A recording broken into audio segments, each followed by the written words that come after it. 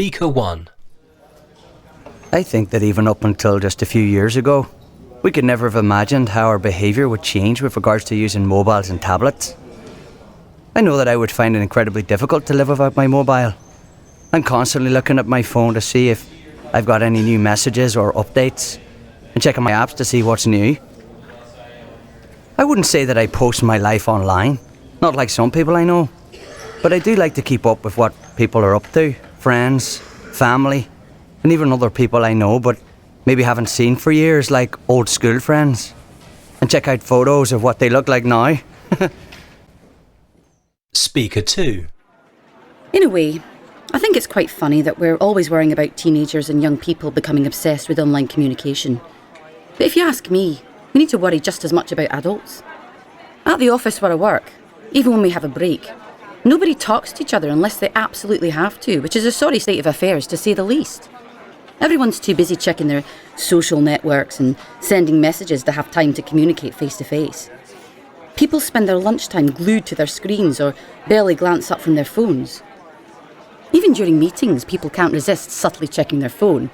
And what really irritates me is when you're trying to talk to someone and they're more interested in looking at their phone than paying attention to what you're saying, even though you're right in front of them. Phubbing, I think it's called. Speaker 3.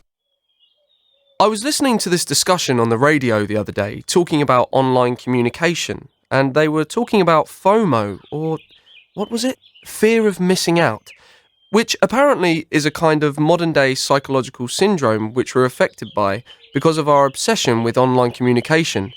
Basically, they were saying that the reason why people feel that they have to be connected 24/7 and communicate everything they're doing and keep up with everything that other people we know are doing is down to this fear of missing out. We're worried that everyone is having more fun than us or doing something more exciting than us.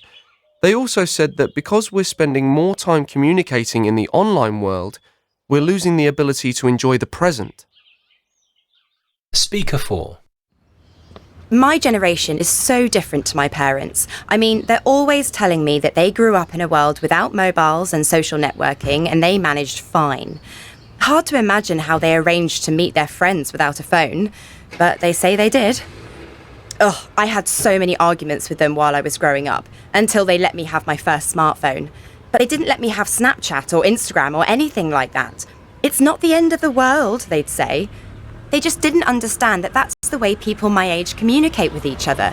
Nobody actually talks on the phone anymore. They have no idea how much I missed out on at school being the only one who didn't have Snapchat. Also, at school, we had loads of talks and stuff on how to stay safe online, and most of us knew that anything you post online was going to be there forever. Speaker 5. For me, one of the best things about online communication is that you can stay in touch with everyone at the same time, all the time.